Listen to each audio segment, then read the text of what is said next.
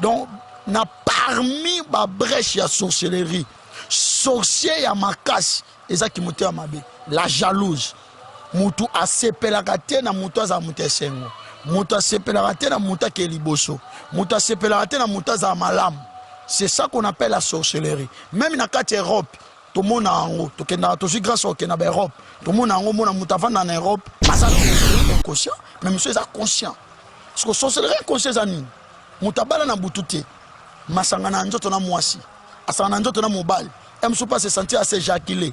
Elle me se sentir que na l'autre ndoto nazo sala bilo mona mwasi. Ngana bi ndeti mususu abina vient na biso mo quartier, donc tozo kola vio na bige ya otira na obalate parce que ça na mwasi na butu. Donc mwasi na butu senga ke mafuta te, asenga ka lambate, asenga ke sukite, bonne année. Alors ba abingana na momi na ngana butu. To sangana ne to sala. Donc bien mari de nuit, topé femme de nuit. Mari de nuit, deux ans, moi si à boutou, topé mobile à boutou. Et batou et belé, bazo balate à cause y a mari de nuit, femme de nuit. Batou et belé, couple belé, bazana kimiate à cause y a mari de nuit, femme de nuit. Mobile mon chouchou, ana vision, mais t'es mas en femme de nuit. Ça dit na vie naie moi a évolué na vision na zate parce que a possédé l'esprit et mutuana ceux qui pète ça continue toujours dans la famille de nuit soukati souka abuka kaye a comme ça que impuissance sexuelle na bana mibalo mona mobala comme impuissance sexuelle akokasu te ko sala ba besoin ya mwasi na olo ba wana pa ba marié akokasu ko sala ba besoin te ya mwasi na ye mukongo koma resoye nzoto koma ye do koma kobo fatigué donc c'est-à-dire frère c'est-à-dire sans un esprit oyo oko koma be kobo fatigué parce que femme de nuit a nini abomayo na na moyi po ye na buto ba to mo bisumuté pas wana ba médecin mais bibliquement kolongola ze meza ko boma même yemo mutalongola ze mo tala ngai bi keza mabe faut à confesser, à jouer décision. Et là, nous sommes la 4e, alors la 5e, alors la 3e. N'a pas un attention pasteur Azaka, porte Azaki, prophète Azara. Le lot, comment on a pasteur, nous sommes faux pasteur, prophète, nous sommes faux prophète. Comme nous sommes vrai prophète, on a beau boma, on a beau longola. On a ezaba miso, c'est ça inconscient. Ayebi na yeti, à longola ane ka azem. Et là, nous sommes comme un domaine, il y a longola 9, il y a longola 8. Ayebi na bakisa ben azem liandi. Ok, ça moko ya ba sorcellerie inconscient. Vous abonnez ici Arnaud World TV, la chaîne d'actualité. Nabino surtout bossa la confesse na biso to pesi bino mbote na kombo ya tata mona pimoli mosanto. Tebi ke nzambe ndaza maître ya nyonso nzambe lesinga fo banda na mamna surtout na nzambe. Ya moins te remercier premièrement na nzambe après non te remercier bino ba abonné o bossa la fierté ya chaîne na biso ya Arnaud World TV. Numéros affichés à la pour nous benga biso. Mutunyo soza disponible pour lingo passer na émission na biso tous na poster le comment publicité, photo, image, na mariage en tout. Au bengi biso tous on est disponible pour nous répondre à besoin na bino. Merci. Aujourd'hui nous sommes avec l'un des bons prophètes, l'un des prophètes bato bazlobara bien. Bato baloba na part ya nzambe o basolara. To yambie lelo prophète evala de Jésus. To sola ni ndam. To lobela nini? To bike makambe comme belé na monde. La sorcellerie, bakisi, makambo belé weza mabe. Ya moins tenga to sola ngona basali ya nzambe. Et surtout pourquoi kaka mamba mabe ezokwela mimi na basali na nzambe. Ya moins to ba ke tos de moko ya ba prophète ya ba jeune o alobara bien, moko ya ba prophète ya solo. Parce que quand on parle des mauvaises, il y a aussi des bons. Donc il y a ba bon, ba ko sa pe fierté ba bon. Ya moins tenga to ya ba prophète il va la de Jésus to sola na yelelo a expliquer biso qu'est-ce qui se passe? Est-ce que ça va signer attendre de la fin? To ezakaka ba réalité auto vivre na ndenge ba monde ki lelo. Vous s'abonnez toujours à Arnaud World TV, la chaîne d'actualité. Tu as vu que le prophète a déjà à Okota. Tu as déjà information à Zokota déjà à Zoya. Donc tout le monde est déjà ça se passe comme ça en direct. Tout le monde a des images, il ne m'a là, le prophète à Zoya. Et alors on fier tes avantages mais le prophète à Zoya c'est une photo yambe bon. C'est ça donc tous a toujours un prophète, tout le monde peut dire nous sommes déjà avec le prophète Yevala de Jésus. Donc tous en ayawa, les tout le balikamu photo réalisée en bongo. Merci Nabino surtout pour ça confiance Nabiso. Napesi beauté parce que bossa la paix part ya marambo et beau soutenir peu biso et qui n'a pas bien. Jigelo tawa bajeti sali. Nous sommes avec le prophète Yevala de Jésus. Prophète, bon dia. Bon dia, bonjour. Merci, merci beaucoup, merci. Bingo photo sur l'impe, moi si j'ai moi, mais toi, on a une bonne santé premièrement. Oui, santé par la grâce de Dieu, ça va en ordre. Et bon, yo. Qui m'y a par la grâce de Dieu. Nabi que Goya non déjà boisa li pamboli pe pona biso na chaîne na biso sur. Ah, bien sûr, amen. Donc, les gens pas moli pour la banane Nzambe nyonso, au bazolanda à partir à Arnold TV, au bazolanda à partir à Vie Publique et pas à Boss DJ, et au bazolanda à la plateforme nyonso, au basepela rocha biso. Prophète. Ma bé commis trop, na l'église, na ba partout dans la société. Par rapport à prophète, n'est un être sur là. Impression à yo partout wana, na éviter sozo noter pe en autobiso ma te sur information wana. Bande mission na kombo Yesu. Mabe bandika lelo te. Mabe banda depuis Satan a existé. Mabe sike bandangwana. Donc sauf que mabe tango Satan zalaka Satan a existé. Si na lelo na ten lelo les commissions plus pire par rapport que na kalablo monsieur zaki caché mais les commis vena ouvert maintenant sur mona na yo sala na aux à l'aise. Ah non, sauf que na kalezaki na opeka ya cacheté. Ezaki na ka ouvert mais sauf que na kala ba journaliste bozaka te, ba caméra bazaki, ba caméraman bazaki te et ba plateforme ba réseaux sociaux ezaki te. Mais lelo tema to lobela si la sorcellerie. Comment ba sorcier ba opéraka, comment mission ba sorcier zarani devant ba nzambe to expliquer ngo malam. Donc c'est-à-dire ma be banda na banda kale ba na leloti. Merci prophète type so dia na sijango. La sorcellerie to ko lobela ngo ndeni et côté ya biso na par rapport à sorcellerie. En sorcellerie est pratique magique. Sorcellerie tant to so lobela sorcellerie. D'ailleurs, tout ça se comprend déjà que les idéologie démoniaque, idéologie à diable et stratégie à Satan. Il y a la sorcellerie. Dans la sorcellerie, tout ça a une branche ébélée. Tout ça a une branche de magie, magie noire, magie blanche, et puis magie noire aussi. Magie rouge et zali. Il y a beaucoup de sorciers et puis beaucoup de brèches de la sorcellerie. La sorcellerie, a combien de volets? Ils ont volé belé. Les sorciers et sorcellerie ont volé belé, mais maître na bango ezaka diable. Et objectif ya sorcellerie ezaka mabe. Parce que là on y prophète côté abiso na journal et là on pas sorcellerie, là on ko lobela biso déjà. Bon, et là quand on ko lobake sorcellerie, comment découvrir to peut détecter un sorcier? Au moins so toke na mokanda na nombre chapitre 22 et verset 6. Bible zoloba na biso lisolo ya Balaam na Balak. Histoire ya Balaam et Balak. Surtout que dans nombre 26, Bible dit, viens, je te prie, maudis-moi ce peuple, car il est puissant que moi. Peut-être ainsi pourrai-je les battre et je les chasserai, j'ai du pays, car je suis sûr que celui que tu bénis est béni, et que celui que tu maudis est maudit. Donc, surtout awa, tout le monde que awa mutu, azobenga mutu, Allah ke la mabe pa batu. Pourquoi? Parce que mon que batouana bazan étoile, batouana bazana vision, lobby ba quoi avancer et boti mutema mabe, c'est ça qu'on appelle la sorcellerie. Donc na parmi ba brèche ya sorcellerie, sorcier ya makasi, et ça qui mutema mabe, la jalouse.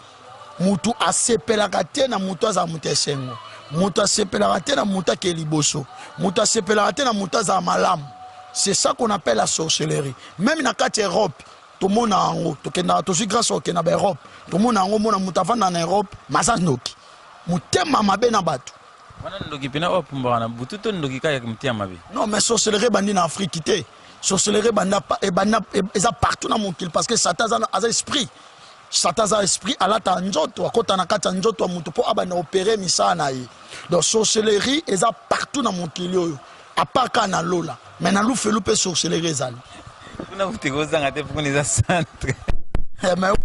Même ici, nous faisons sorcellerie. Donc, on a des centres à Barotou. Barotou, donc, grand prêtre Dieu, a dit que non, ce gars au Sali Bouzoba, il y a un fait le Zali. Donc, sorcellerie, Nathan Otoza, sorcellerie, ils ont opéré Ming na jalousie. Ils ont opéré Ming na jalousie. Ils ont pas payé quotidien à tout le baquet, tout ça va salir dans Nzambe quand même. Ah oui.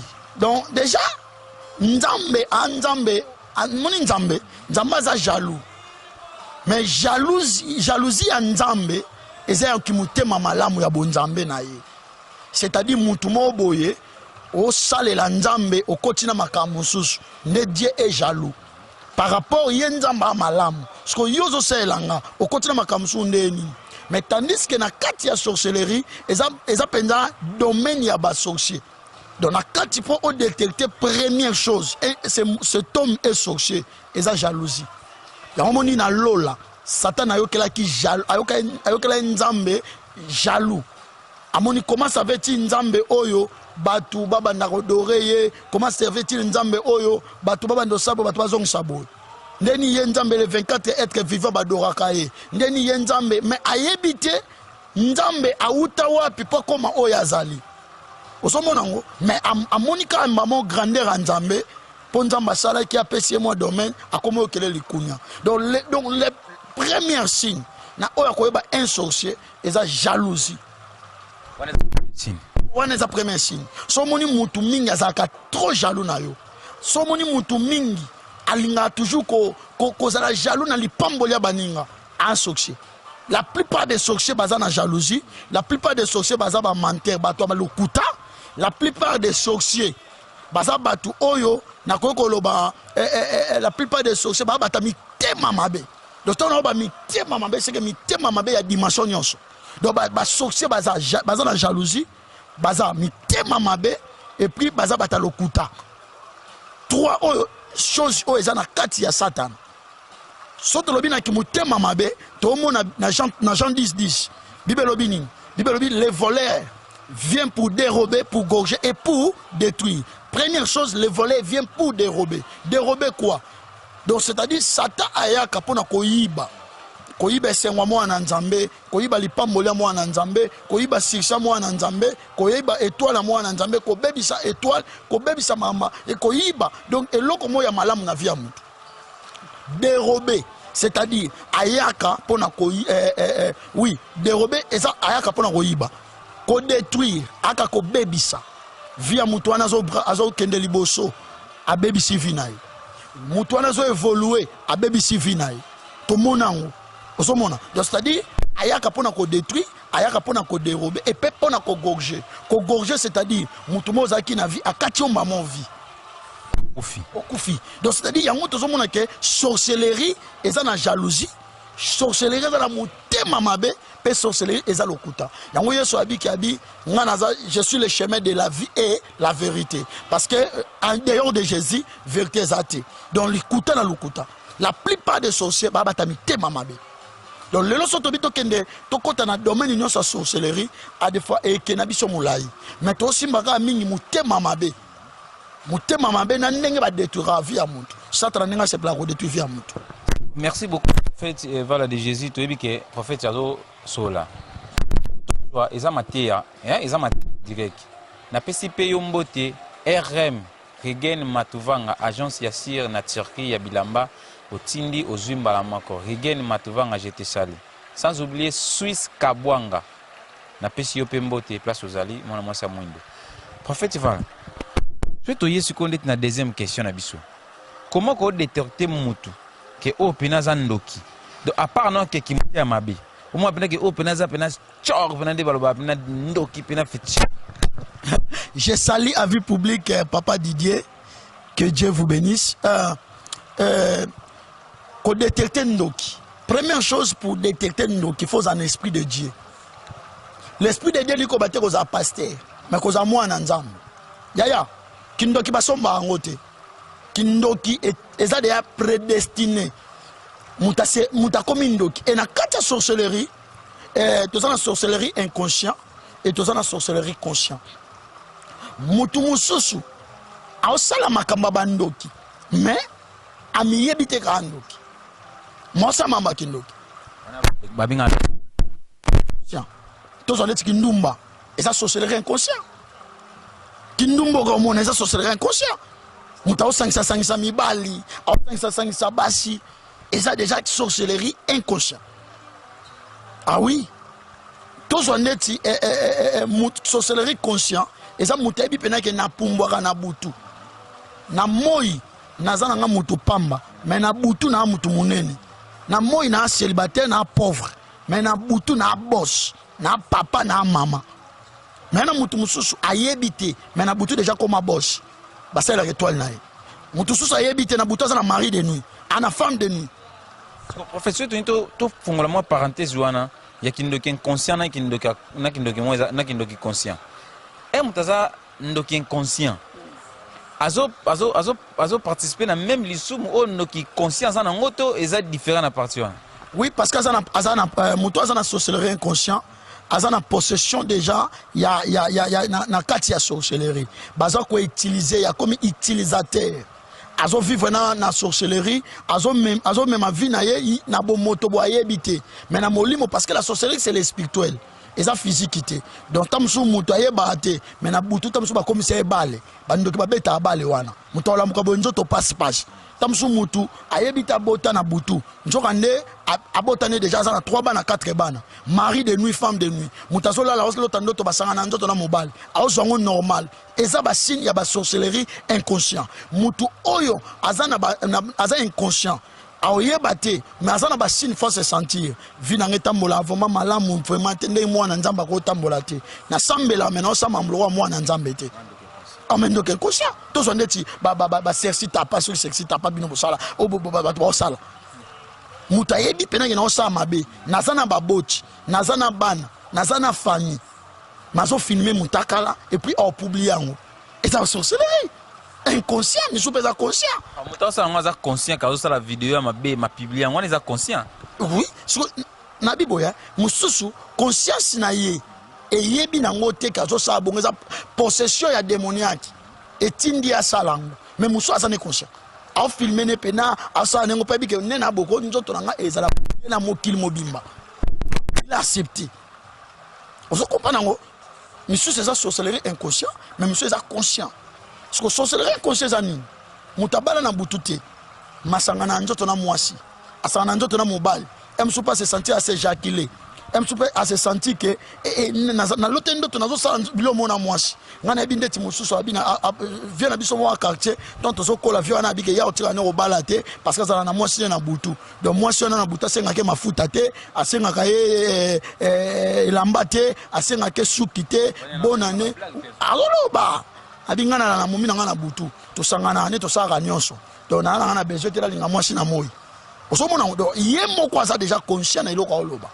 mais ça mutu susu eza bitumba alota bandota mabe bandota sangana nzoto na mibali na basi asejakila ayebite ke ntoka na botaka na butu aza inconscient esenga ye apusa na pa nzambe afin que nzambe abandota liseke tope parole bandota liseke mutu aza na Yesu akoko tambola boete akosa boete parce que ça na makamuzo eza ba porte d'entrée mutu yo mo lukiango kotala ba film ba porno et ça peut moko ya biloko o memaka ba sorcier ba opérer ba film ba porno moi na moi ça ba taleki olingo tala tala yende pichu mwanza lobi je le sali alobi que deuxième regard tu vois donc c'est-à-dire toutes ces choses là mutayebite mais ça sorcellerie et zala non pas sentiment tu m'as dit que moi ça leki otali ça non pas sentiment ka to misu ka ndi mtemoni te monsieur ça sentiment to boité c'est émotion to boité zalaka mais mususu eza esprit ezo opérer katinaye esprit muté sala toloba nzoto te toloba esprit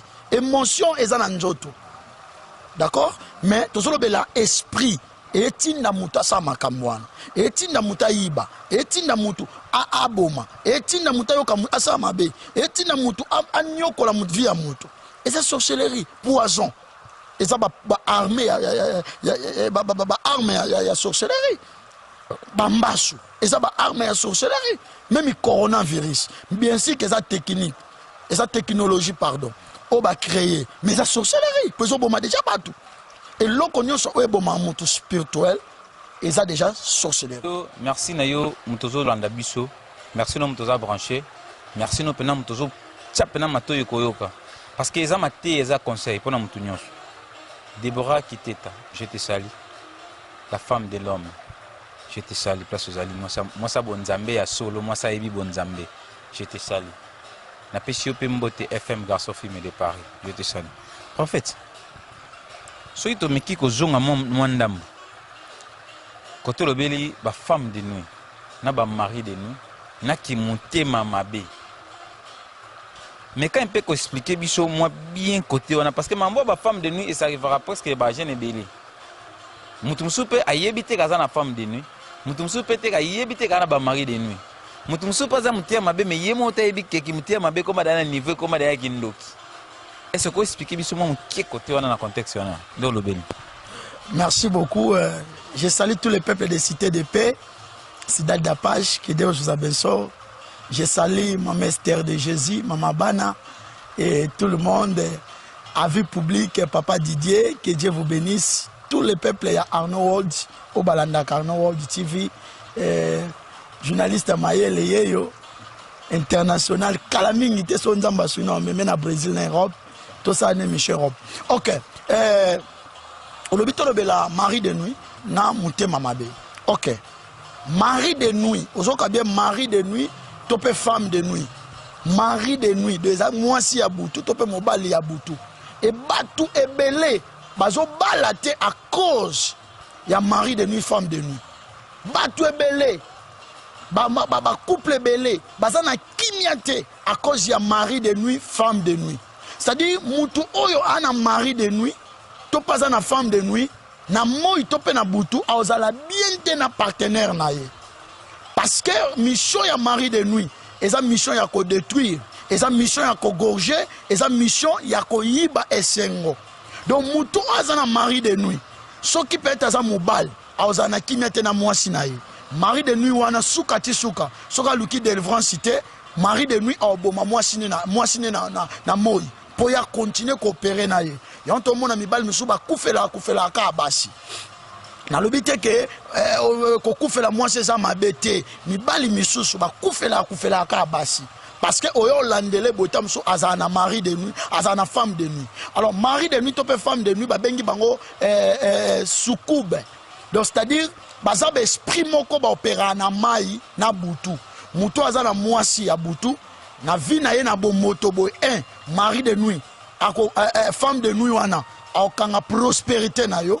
moza la prospérer zate parce que soza prospérer ozana kimia na foyer na yo ya to mona ba mibali ebele c'est-à-dire azasu na mbongo te mazana mwasi azaki na yebie tanga azaki célibataire azaki na mbongo mais tanga komi na mwasi vie na ye komi na bokauki. Pourquoi comme na bokauki moi si wana butu alingi te ke mobala continue ko zana mbongo parce que so azana mbongo obando zana bien na mwasi na ye mobali misusu oyo mona ye na kota bana basi ya bala mibali mutu azana mari de nuit ana femme de nuit oyo mona peut-être na bana mibali à part prospérité oyo mona kanda ça dit mobali azara mingi kanda aliko silka be compréhension moko ezanga nango tina likamuke ba mema mengo une semaine 2 semaines na kacha ko mema une semaine 2 semaines wana femme de nuit a opéré azo profiter et ça la mibali misusu oyo mona o azana mari de nuit c'est-à-dire ya vanda na basité lelo oyo lobby mari de femme de nuit azo sala misana ye pour que ako sa mission na ye ya o détruire vie ya mutu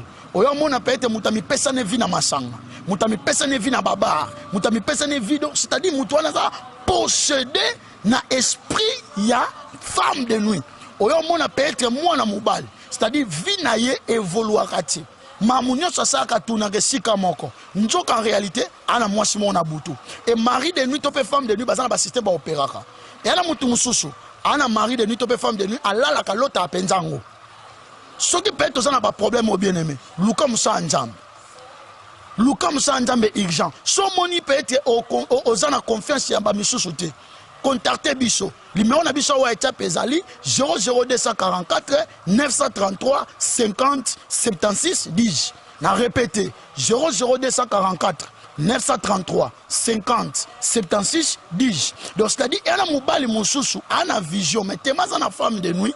C'est-à-dire na vie na ye moi a évolué na vision na zate parce que aza possédé l'esprit et mutu wana ceux qui peut être continue toujours dans la femme de nuit suka abuka kaye a comme ça que impuissance sexuelle na bana mibalo mona mobala comme impuissance sexuelle akokasu te ko sala ba besoin ya mwasi na olo ba wana pa ba marié akokasu ko sala ba besoin te ya mwasi na ye mukongo koma resoye nzoto koma ye do koma kobo fatigué donc c'est-à-dire frère c'est-à-dire sozane esprit oyo oko koma be kobo fatigué parce que femme de nuit alingi abomayo na na moi po ye na buto bando opérer parce que ça na batu misusu mona na buto la penolo tindo to pena o shanga na nzoto na mwana mwasi piu osejakile. C'est-à-dire babiloko wana tout bien aimé dans le Seigneur, mai wana bazwaka wana na butu. Bakena ko utiliser ngo yana makambo esalaka. So za na étoile na yo, mo étoile no avancer zate. So za na vision na yo, mo vision na yo comme visible ezate. Yango zo mona vie na yo peut être frère, etambola malamu te, okoma komi pesa na batumbaku, okoma komi pesa na ba masanga, okoma komi pesa na baloyenge, osokoza batu yonde pomba, ya pomba na nzoto mena molimo za bébé spirituel parce que diable a so combattre yo. Alors na bana basi, muto aza na mari de nuit, c'est-à-dire vie na ye évoluate. Au moins célibat prolongé, c'est-à-dire aurumela na célibat. Moi si kitoko mais célibat prolongé. Na bana basi si ça moi si kitoko. Au moins peut-être moi si moboye et moboye akoma kitoko et moi bebaka. Oui. Na nature mutu poko ko beba mutu poko ko makitoko. Mais na bana basi mutu aza na mari de nuit momo na comme le roi mutu ma utobota sika. Akomi le roi moma na kazi moboye. Te wana pa koko mané kitoko eza na mabete pembe pesa na mabete eliko bakatike muto wana faza na pembe. Je salue toutes les femmes ya pembe, je salue to yo luka ba problème bana basa pembe nyos boko c'est la ba ndokite to linga bino mi moi sa pembe moi sa mwindu tout c'est là to kitoko eza pembe te eza pe mwindu te kitoko eza personnalité à mutu. Donc na lo bana sens mo boyeke mwana moi so mona baby et moi comme kitoko mari de nuit pas opéra à bongo et moi comme le roi mutu mo boye nene moko boye neti mabele solution neni donc c'est-à-dire auti ko bota sikana butu soit libume soka sokaye ba règle moko douloureuse mari de nuit to sale bongo on peut ba règle moko douloureuse monsieur ça physique na kati ya vie et loko nyonso zo rumela ko souffrir mutu. Et ça souffre physique comme spirituel. Parce que Nzamba Salabi son mission est souffrir. Bible dit je connais des projets que j'ai formés contre vous. Les projets de bonheur et non des malheurs. De ceux qui malheur résolvent l'andamien. C'est que les esprits. Bible dit les malheurs attendent souvent les justes. Mais l'Éternel les délivre pour toujours. Donc Dieu les délivre pourquoi? Parce que c'est le spirituel. Et ça physique. Ceux qui peuvent être Nzamba de le voir malheur, à de le voir moutou. Pourquoi? Parce que Moutou Azaki n'a sous les esprits et Dieu l'a délivré. Ok? Donc il y a des femmes qui peuvent être dans la vie naie à tout sangani à sangani tout le monde mobile. Ayo comme mobile wana goûter. Awa ngana se mwana mobile na yoka bien te pour anini na butu da za na mobile mobo. Et na mwasi mususu. Mobile matériel likolo a rumelité directement. Mobile a rumelité na olobaté parce que internet ba tuneso ba yoka quand même ba mikolo bo comprendre. C'est-à-dire mobile a rumelité likolo na oh, ils ont puissance à mari de nous. Physiquement, ils ont ça la mais dans ce cas, ils ont une partie de la spiritualité. Ils ont des missions pour faire des choses.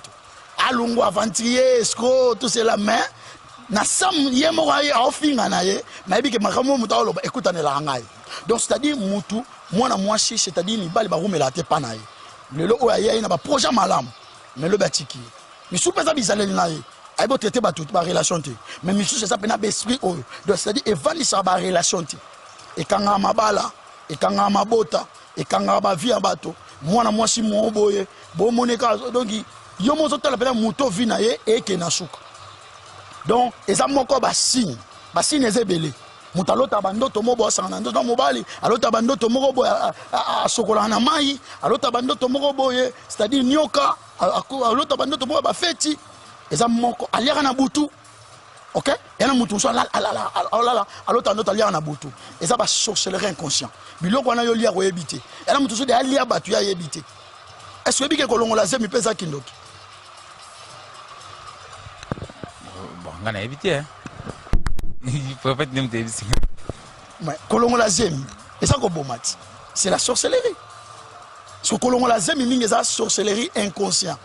Mutazo boma ebité. Yazo kataka ezana ngo zemi amukie teza ko boma. OK? Donc sorcellerie moko inconscient et batu ebele baza baso bakoma bandoki ba ebarate. Yo zuizemi. Yo mumto kena oluko sabe kobona. Nzambe pe na mawana ya pesio mwana ntanzo oza pasteur. Oza la muto oza na étoile. Yo ke kolongola zemi wana. Obomi mutu déjà.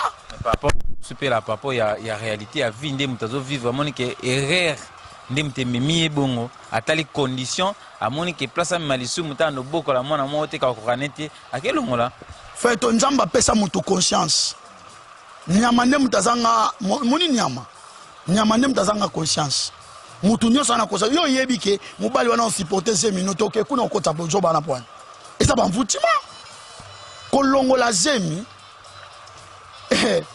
bon na médecine ba bengo lisumu te pas wana ba médecin mais bibliquement kolongola zemi za koboma même yemo mutalongola zemi otala ngai bikeza mabe faut à confesser à joie décision et là mutu so alongola 4e alongola 5e alongola 3e na bana na tamso pasteur azaka porte kazaki prophète azaka lelo boko mona ba pasteur nyoso ba faux pasteur ba prophète nyoso ba faux prophète tamso ba vrai prophète ba wana ba oboma ba wana ba olongola ya wana eza ba misusu eza inconscient ayebi na yete alongola aneka azemi et na batu misusu pena koma domaine na ngoya alongola 9 ya alongola 8 ayebi na bakisa abenga azemi liandi ok eza moko ya ba sorcellerie inconscient mutu so salango yazo mona keza ya na normal mais njoka nde yozo yebate eza na fiance mon spiritualité parce que obomi molimo wa mutu babwaka bana abomi yaya freto bazui batie ba kirtage ba pandi mwana na kati eza de moko ya sorcellerie inconscient na lobi te que conscient mais na lobi inconscient mutazo mi yebate et après na mutu so longo lise mi pa yebi ndongo lobi conjoncture mais conjoncture wana tango zo mi pesa na relation mongo et sengel na oda mi yeba ou bien kanga makosa su buzo bate parce que bandolongo la ba zemi wana ozaka ndoki et so lelo kufi na olongo la zemi so confessa kité au moins te ko kelu felu. Merci beaucoup. Donc prophète vient lobby. Prophète vient lobby, prophète atei. Donc après nous va parler na yo peut zo parler na yo parce que biso tout za ba humain. Donc mon toi za parfait dans monde azati. Nebi ke to ke da ko silisa. Prophète to aussi ça na biso déjà. Comment tu ko rattraper mon tout à quoi il s'amile msuna berere wana. Donc mon tout azali na ba problème wana na bekindo ki inconscient ba mari de ne ba femme de nuit. Tant que muta comprendre kaza na ba mambo wana comment muta ko zonga na bonzambe. Poto za un peu moins ni na peut tout ça na biso. Solution, c'est Jésus. La Bible dit, si nous confessons nos péchés, il est juste et fidèle pour nous pardonner. Mutu oyo a confessé nzamba limbisa ye. A joaka miséricorde de Dieu et a trouvé la grâce auprès de Dieu. Le problème est première chose, ils ont monté à la conscience que dans le Cambo na sala que ça mabe.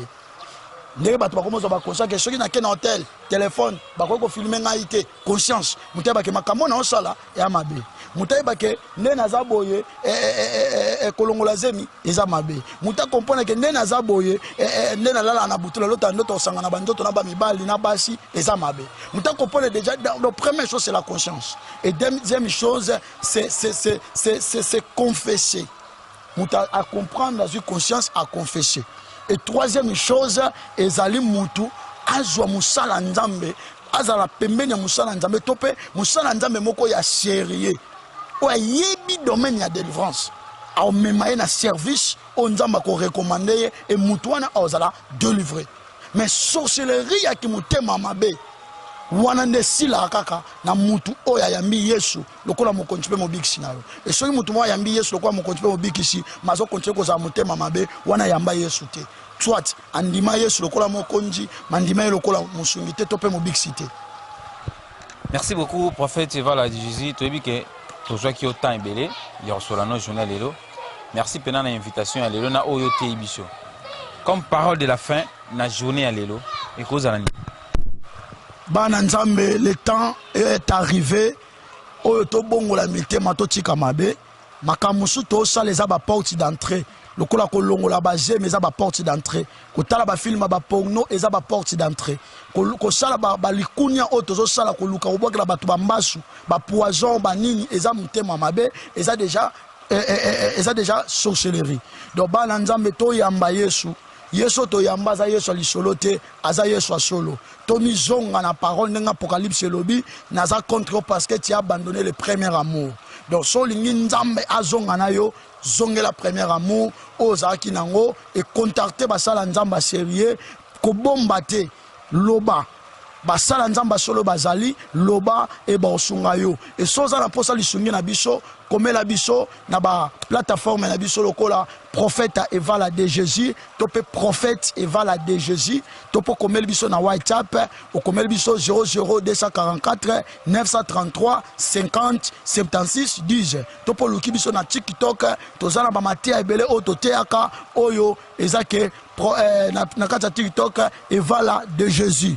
Topo luki biso na Arnaud World TV à partir de YouTube au mona ba matia na biso tope ba enseignement na biso. Tope au côté na Facebook na biso na page na biso et prophète evala de Jésus. Tope au luki biso na avis public et pas ya bien-aimé DJ au mona ba publication na biso ba matia et bela kolobezali mais sauf que tant oeza TV. Ce qui n'a pas été peut-être mutumo libaku na forme na ngana lobelaki bo pardonner ngai. Mais na bike matia oyo et sunga mutunyoso. Que Dieu vous bénisse et nzamba pambola tous les bana cité de paix. Tout ça juste référence Kayongo Golf 1 ou à des assèges Igreja Cidade da Paz awana Luanda. So bengi biso ozoba coordonner na biso tozanga te ko sunga yo, tozanga te ko sambela pona yo, okutana biso ezo fele, délivrance peza ko fele, to sengela ngo mbongo te, ça peut na ba condition mon côté parce que Jésus-Christ est déjà fouta qui prie pour na biso ne kulusu. Que Dieu vous bénisse. Merci. Merci beaucoup. Quant à moi, je et tout le monde qui nous suit ici Arnaud World TV. Na pesio pembote Acacia Mamoit. Je te salue. Rigen Matouvang encore une fois agence RM na Katia Istanbul Tiki. Je te salue na pesio mbote. Binonio surtout bolandi biso. Merci na binonio sur Déborah qui était encore une fois. Déborah qui était encore une fois. Je te salue. Moi ça bonne zambie. Merci, ciao.